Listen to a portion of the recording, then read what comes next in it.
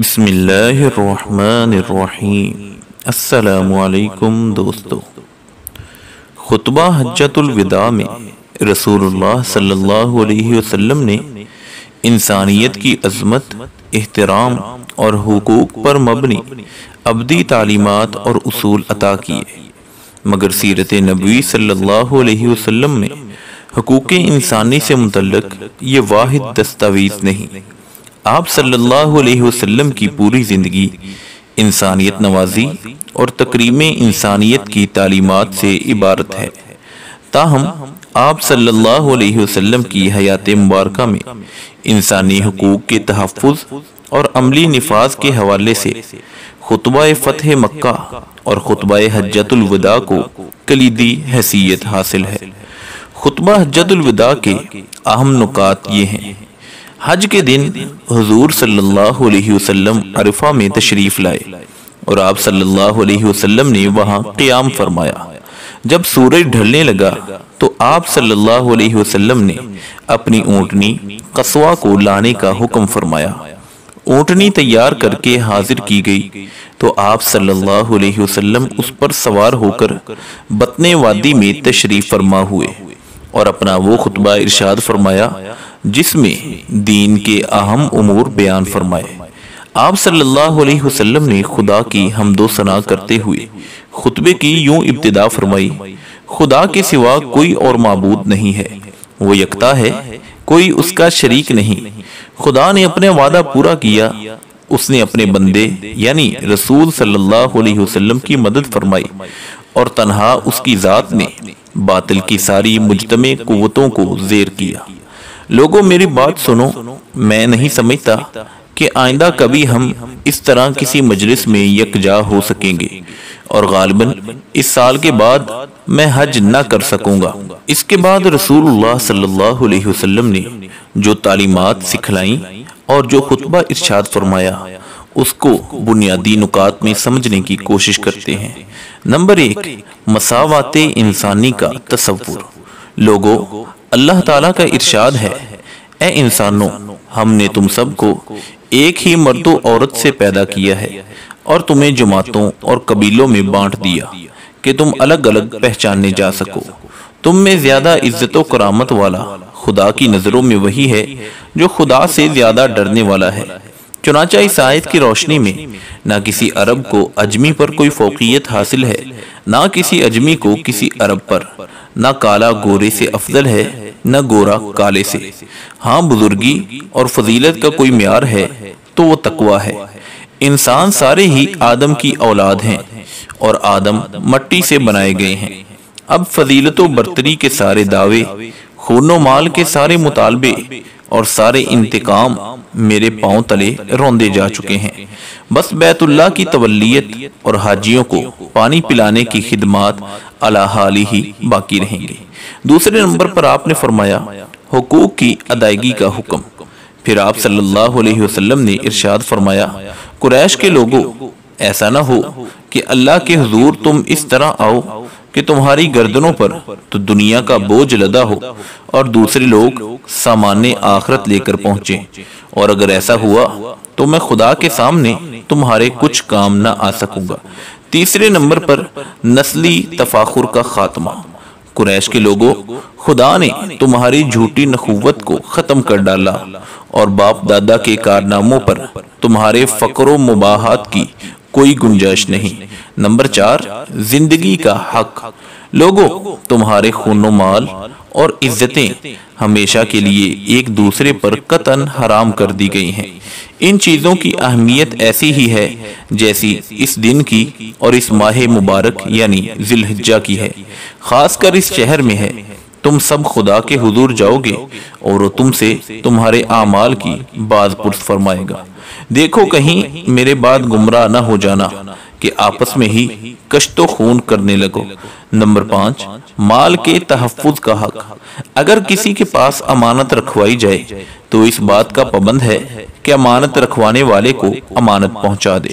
Number 6، افراد معاشرہ کا حق۔ لوگوں، ہر مسلمان دوسرے مسلمان کا بھائی ہے اور سارے مسلمان آپس میں بھائی بھائی ہیں۔ نمبر 7 خادموں کا حق، اپنے غلاموں کا خیال رکھو، ہاں غلاموں کا خیال رکھو، انہیں وہی کھلاؤ جو خود کھاتے ہو اور ایسا ہی پہناؤ جو خود پہنتے ہو۔ نمبر 8 لا قانونیت کا خاتمہ، دور جاہلیت کا سب کچھ میں نے اپنے پیروں تلے رون دیا، زمانہ جاہلیت کے خون کے سارے انتقام اب کل عدم ہے۔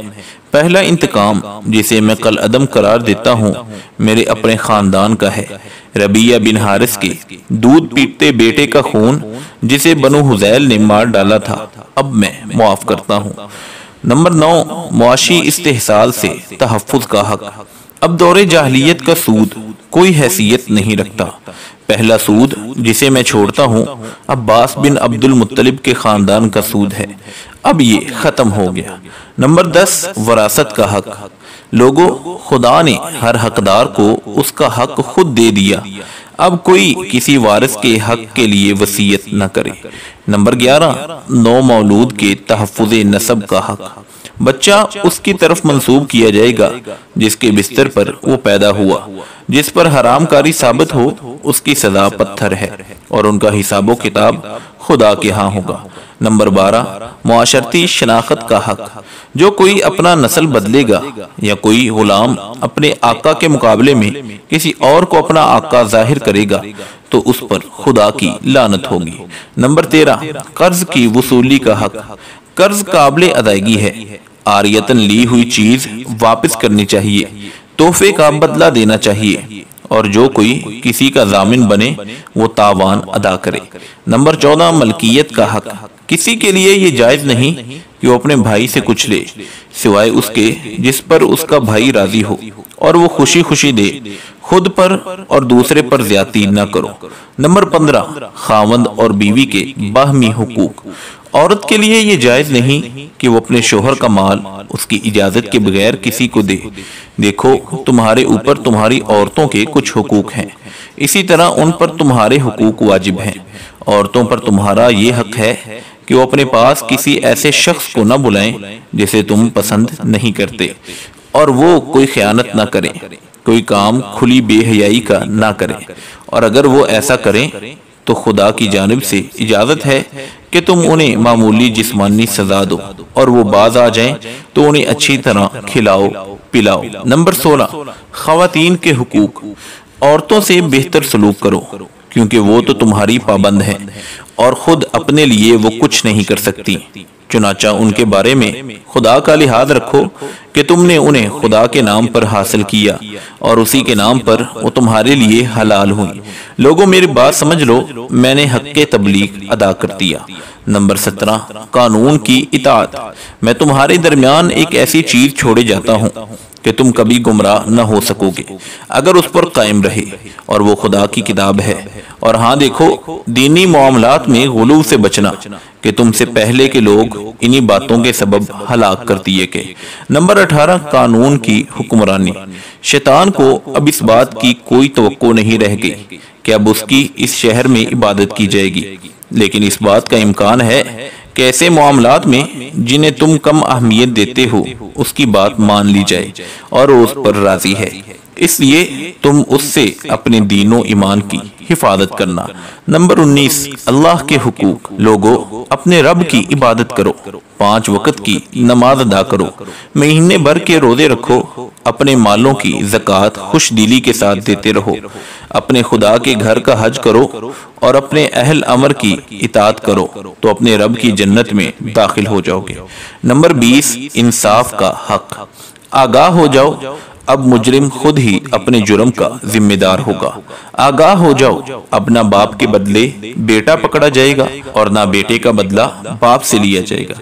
نمبر 21 عوام الناس کے پیغام ہدایت سے آگہی کا حق، سنو جو لوگ یہاں موجود ہیں انہیں چاہیے کہ یہ احکام اور یہ باتیں ان لوگوں کو بتا دیں جو یہاں نہیں ہیں، ہو سکتا ہے کہ کوئی غیر موجود تم سے زیادہ سمجھنے اور محفوظ رکھنے والا ہو۔ نمبر 22 حضور نبی اکرم صلی اللہ علیہ وسلم کا حق، اور لوگوں تم سے میرے بارے میں خدا کے ہاں سوال کیا جائے گا، بتاؤ تم کیا جواب دو گے؟ لوگوں نے جواب دیا ہم اس بات کی شہادت دیں گے کہ آپ نے امانت دین پہنچا دی اور آپ نے حق رسالت ادا فرما دیا اور ہماری خیر خواہی فرما دی۔ یہ سن کر حضور صلی اللہ علیہ وسلم نے اپنی شہادت والی انگلی آسمان کی جانب اٹھائی اور لوگوں کی جانب اشارہ کرتے ہوئے 3 مرتبہ دعا فرمائی، خدایا گواہ رہنا، خدایا گواہ رہنا، خدایا گواہ رہنا۔ اس تاریک دور میں حضور اکرم صلی اللہ علیہ وسلم نے دنیا کو تکریم آدمیت اور حقوق انسانی کا عملی درس دیا اور ایک دوسرے کے حقوق و فرائض سے آگاہ فرمایا۔ آپ صلی اللہ علیہ وسلم نے حقوق و فرائض کی فکری اساس اور عملی نفاذ پر مبنی تاریخ ساز، دائمی، جامع اور ہمہ گیر منشور انسانی حقوق خطبہ حجۃ الوداع کی شکل میں عطا فرما کر فلاحی اسلامی معاشرے کی بنیاد رکھی، جس کی بدولت دور ظلمت کی تاریکی اور غیر مہذب مغربی دنیا بالآخر تہذیب و تمدن کی دولت اور انسانی حقوق سے متعارف ہو کر دور جدید میں داخل ہوئی۔ انسانی ارتقاء کا یہ سفر جاری ہے، تاہم اس سفر کی سمت کی درستگی، حقوق انسانی کا حقیقی شعور اور نفاذ کی مخلصانہ اور نتیجہ خیز کاوشیں اس وقت ہی ظہور پذیر ہو سکتی ہیں جب دور جدید کا انسان آج بھی سیرت نبی صلی اللہ علیہ وسلم کو اسی طرح اپنا رہنما قرار دے جس طرح دور ظلمت میں سیرت نبی صلی اللہ علیہ وسلم کی روشنی نے اسے رہنمائی عطا فرمائی۔ تو دوستو، رسول اللہ صلی اللہ علیہ وسلم کی زندگی ہر انسان، خواہ وہ مسلمان ہو کافر ہو، اس کے لیے بہترین نمونہ اور مشعل راہ ہے۔